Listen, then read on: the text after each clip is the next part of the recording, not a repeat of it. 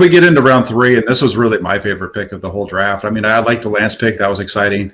But the pick at number 88 with Trey Sermon out of Ohio State, that's the one that got me really fired up. I liked the big guard as I watched him play a little bit before this pick came up. When this pick came down at 88 with Trey Sermon, I got fired up on that one because for me, I think this is the best offensive player that was out of Ohio State this year in the draft. He's he carried them at times at the end of the season, and I just love this pick of Sermon. What were your thoughts there? Yeah, so I loved it, and then I also had some reserves on it. So here's what I'll say. I thought this team desperately needed a corner, and waiting as long as we did to take one is a little bit worrisome. When we moved up and traded up for that pick, I really expected a corner to be called. And when that didn't happen, I was, a little bit disappointed. And ultimately, that's a big reason why I gave us a B+ grade instead of an A or an A-, what have you. But as far as the player in Trey Sermon, we got a steal.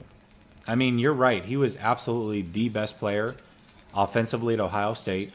He ran a 4.58 40, which is exactly what Frank Gore ran. But when you look at his 10-yard split, which is the most important thing for a running back, he was in the 94th percentile in all of college football. So you're getting somebody who's very explosive immediately. He runs people over. He falls forward every time he's hit.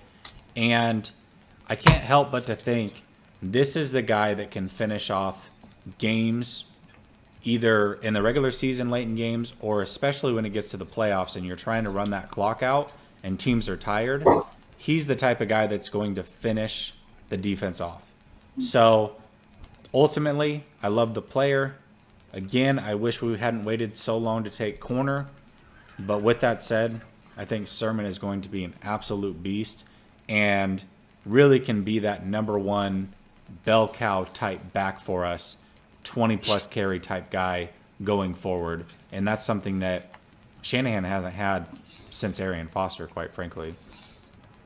Yeah, I think he's, when I watch him on film, to me, he the way that I described him at first, right after the trade or after the pick, that night when I was doing the end of day 2 rundown was I called him a mini version of Marshawn Lynch. He's not the big hulking guy, but what I like about him is he's a guy that when he gets going, he finishes his runs and he's hard to bring down and he's just slippery and is able to get himself into positions where he's never really getting squared up.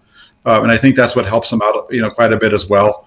So I really like everything about what he brings to the table. He has the ability to catch the ball in the backfield as well, even though they didn't really use him all that much in that role.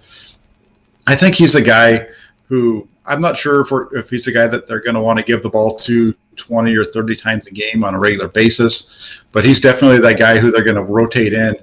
And in the fourth quarter, when his legs are a little bit fresher, he's going to be able to get out there and pound the defense and really kind of take them into submission into games. That's kind of the role that I see them using him maybe this year. Yeah, I agree with you. Maybe 20 doesn't happen on a regular basis, but where it will happen is maybe he's had 10 carries going through 3 quarters, and then we need to finish a game. You could see him get another 10 just in the fourth quarter alone to finish that game off. And so when you're in a tight situation, a situation where you just need to hold off the other team, quite like the Super Bowl situation with the Chiefs, he'll be perfect for that. Yeah, I agree, and I think